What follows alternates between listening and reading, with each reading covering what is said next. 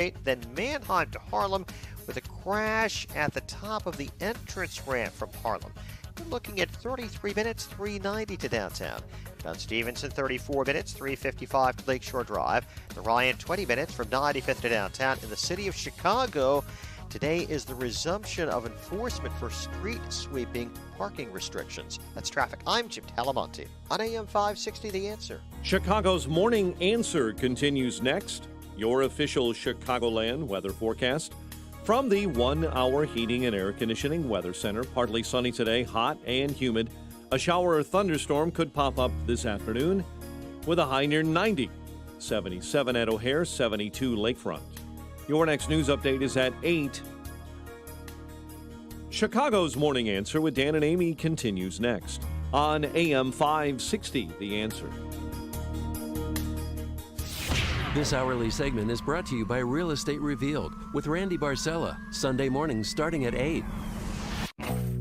If you're looking for the latest news, insight into what it means, and the sharpest opinion, there's only one station in Chicago where you can turn, and it's this one. We're AM 560, The Answer. Top of the morning, Dan and Amy. Former Vice President Joe Biden came out of his basement for the first time in 3 months to prattle on about COVID-19 and Russian collusion fantasies, which means we'll have 6 more weeks of that.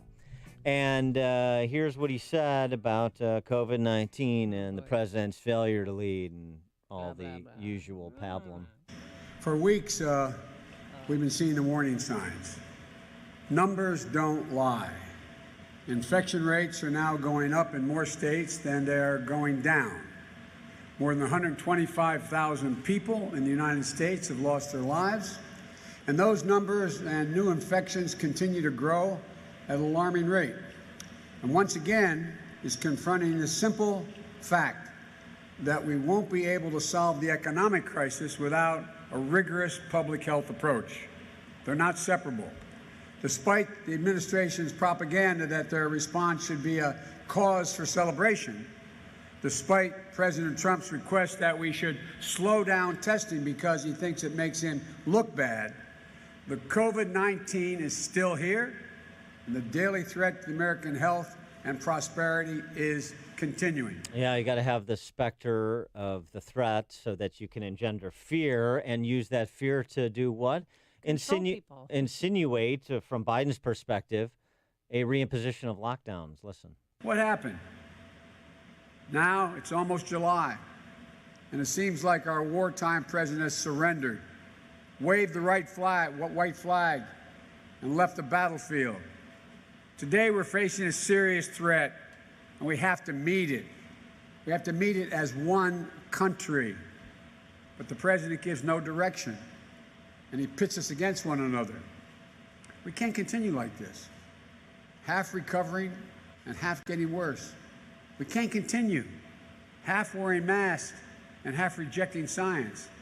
We can't continue half with a plan and half just hoping for the best.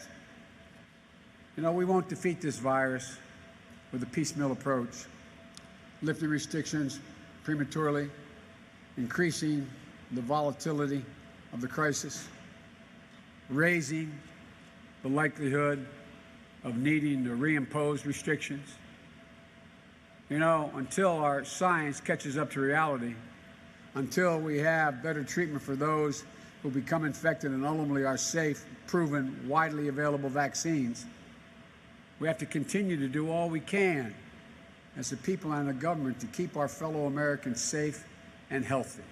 It's malpractice to not seize upon what Joe Biden said there. It is malpractice by President Trump and his campaign team and the White House and congressional Republicans to not seize on what Joe Biden said and provide all the contextual information you get on this show, which they obviously have access to as well. It is malpractice to let him get away with saying restrictions were lifted too early, number one, and number two, clearly insinuate support for lockdowns. It's a way to frame the handling of this. You get a Joe Biden and you get another outbreak of COVID-19 in the winter, after the November 3rd election, into the spring, and we don't have a vaccine yet. We may never have a vaccine, but yeah. And Joe Biden is going to be proposing national lockdowns. he is going to be using his bully pulpit, if not perhaps congressional majorities, to impose lockdowns on this country. These are one-size-fits-all central planners, lest we forget. I don't understand how Republicans and the president think it is to their political benefit, much less the economic and freedom benefits of the American people, to allow these individuals, these fearmongers, to say these things unchallenged.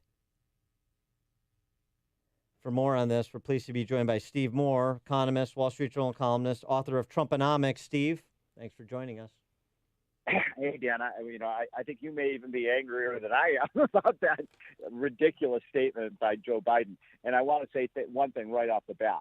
Here's the problem that Democrats have when they say, Trump is responsible for the 120,000 deaths and so on. Wait a minute. Let's be very clear on this, folks. The death rate in blue states run by Democratic governors and Democratic mayors was twice as high as it was in red states. That is to say, you were twice as likely to die if you had a Democratic governor than a Republican governor.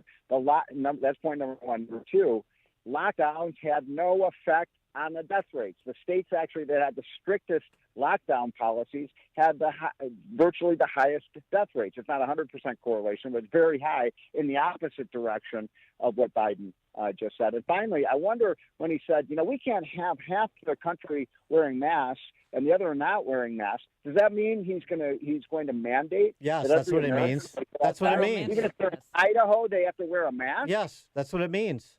And I don't know why we're having this discussion and President Trump and Republicans aren't driving the discussion. Because they're the stupid party. I mean, look, they should be going right at the heart of this.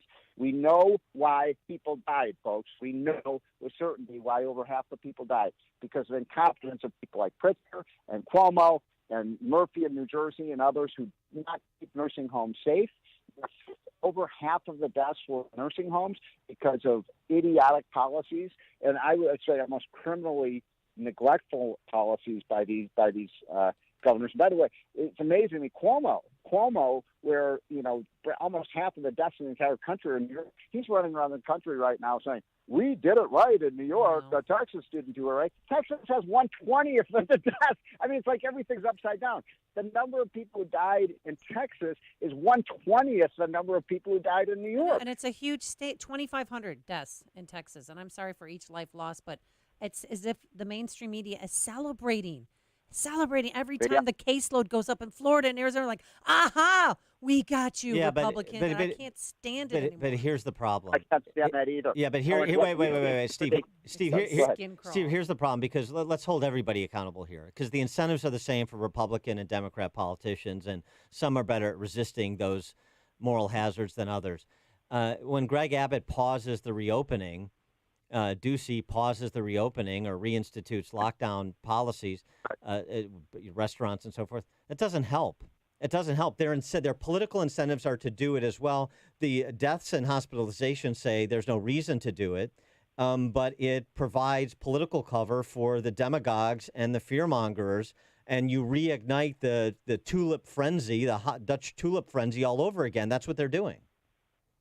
Well, precisely. I mean, look, I said this a couple of weeks ago on your show. I'll say it again. We are up against Operation Chaos. The Democrats want to shut down the economy again. As you just said, Amy, I mean, it's almost like they're rooting for people to die in these red states so they can score political points. As I see, we told that these states like Florida and Georgia and Texas opened up that, you'd have more cases. It is quite infuriating. We are starting to see an economic recovery, and that's making Democrats very, very nervous. They don't want people to go back to work. Pelosi has, I mention this every week, but it's so important to mention. She wants to extend unemployment benefits, 4 out of 5 workers more money for staying home and going back to work. She wants to extend those through the end of the year. You can't, ladies and gentlemen, you cannot have an economic recovery in this country if you have 4 out of 5 workers staying home because Pelosi's sending them checks from the taxpayer. I mean, it's It's sabotage is what it is by the Democrats. And for Biden to say, oh, we would have done it right. What would he have done differently? Would he continue the lockdown for another 3 months? Yes, that's what he's saying. Reporters even asked him that, though. They That's had what a he's chance saying. to ask him that question. Well, because reporters, the pre-approved reporters asking pre-approved questions, Biden even said it out loud, which he shouldn't have. But I'm glad he did. So, Steve, the projection is tomorrow. Let me just interject one thing. The Wall Street Journal reported last week, and you guys mentioned this on your 40% of black businesses, black-owned businesses today, are either in severe financial hardship or in bankruptcy today. That's the policy that Democrats, I thought they were the party that supported minorities. Right. They support minority dependency on the state. That's what they support. What the projection that we'll find out tomorrow is 2.37 million new jobs created in June. If that number turns out to be true, according to the Department of Labor, what does that tell us about the pace of recovery? Well, the recovery is going at a pretty nice pace. I mean, look, I as you know, I've been a bit more pessimistic than the White House has been because we've done severe damage. And what infuriates me about Joe Biden's, little soliloquy there is he's acting as if the lockdowns were a success. If there's any lesson here, it is that we should never do this again. We destroyed our economy. We've caused massive amounts of hardship for tens of millions of Americans, and to act like let's just do it all over again like it was some great success when we have evidence from around the world. What about Japan? Japan has had 1,000 deaths from coronavirus. They've never shut down their economy, and they have 100 million people. Now, today, July 1st, on top of everything else, Illinois and Chicago increase of minimum wage to $14 per hour for employees with more than 21 workers. So I know companies that are laying people off because if you have 21 workers or more, you have to increase the minimum wage at a time when businesses and small businesses are suffering the most. It's really an awful policy, and this is the worst possible time to do this when you have 30 million Americans unemployed nationally. And is this in the city of Chicago or the whole state? The city of Chicago and both, yeah. Yeah, I mean, there's a great, you've got to get this, there's a great, video and audio of Milton Friedman. It's basically saying there is no economic case whatsoever for raising the minimum wage. He said this 50 years ago, and it's as true today. And what he says is the people who suffer the most when you raise the minimum wage are the people at the bottom of the economic ladder because they can't start working, and they lose. And he is so right. This is a false compassion, folks. It's going to keep young people out of the workforce. It is going to keep the least skilled out of the workforce. It's going to keep minorities out of the workforce, and that's the worst possible thing if you want to see, people have an equal opportunity. I'm just stunned at the stupidity of these politicians. They keep passing these things at the behest of the unions because the unions don't want competition from lower income workers. That's what this is all about. All right, so give us a progress report on how you, Kudlow, Laffer, et al., Forbes are doing in helping to craft an economic policy agenda for the rest of this term and for the campaign for Trump. Well, they better get this right. I'll leave you with this. So we have a study coming out on Monday. So you're getting at the sneak preview on the Dan and Amy show. What University of Chicago economist Casey Mulligan and I did a study. We find that if you extend the unemployment benefits for 6 months, that will mean 10 million fewer working Americans by the end of the year. 10 million. If you do the payroll tax, suspend the payroll tax for the rest of the year, you get 3 million additional jobs. So that's a 13 million job swing from the Pelosi plan versus the Trump plan, which with Trump's plan creating 13 million more jobs than Pelosi's plan. So I think that's pretty simple. If Republicans pass the extension of the unemployment benefits for 6 more months, the election is over. Democrats will win a landslide election because we'll have a severe recession in November, and it will be actually manufactured by Pelosi. She's not stupid, Dan. She's not stupid. She knows exactly what she's doing. No, she's not that smart either, but she doesn't need to be, unfortunately. Well, we'll see about that. But, I do think if we do the payroll tax, keep the economy open and running. And look, I don't have a problem with masks, by the way. I mean, I just think every individual, if you're inside, if you're in a store or something like that, you should wear a mask. I'm in favor of that. You don't have to wear a mask outside. And one last thing, get outside this weekend, folks, if you want to stay healthy and safe. The best thing is being outdoors. Shares is the vaccine. Okay. It is. Steve, No, every study shows keeping people locked in their house is the dumbest thing. I understand. And Steve Moore, I have to tell you, this is my new theory because I lived in Tucson. This is the time of year. This is their winter. This is when they run from their house to their car to the shopping mall or to those indoor playgrounds. And I think that's why there's a rise in cases in Houston and in Tucson and those hot states. Because unless you live there, you don't know what it's like. And you can't be outside at all. You are 100% correct. You are 100% correct. The worst thing we ever did in this country, and the left did, is insulate every building so no window opens, because we have to save energy, and you get this recirculated air.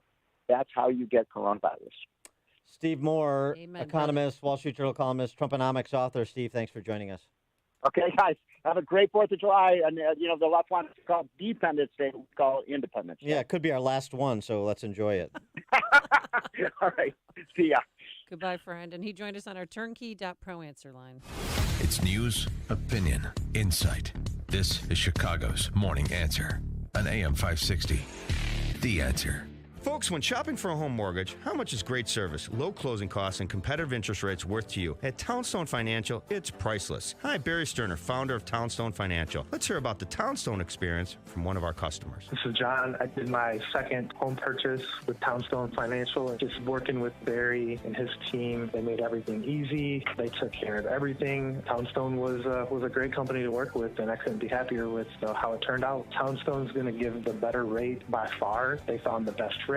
They found the lowest closing costs. Couldn't have had a better experience. Remember, nobody values your home mortgage business more than Townstone. I guarantee it, and I own the company. So call me now, Barry Sterner, at 312-896-2110. That's 312-896-2110. Or go to townstone.com. That's TOWNSTONE.com. Townstone Financial is licensed in Indiana, Michigan, Wisconsin, Florida. NMLS 136639. www.nmlsconsumeraccess.org. Equal housing lender.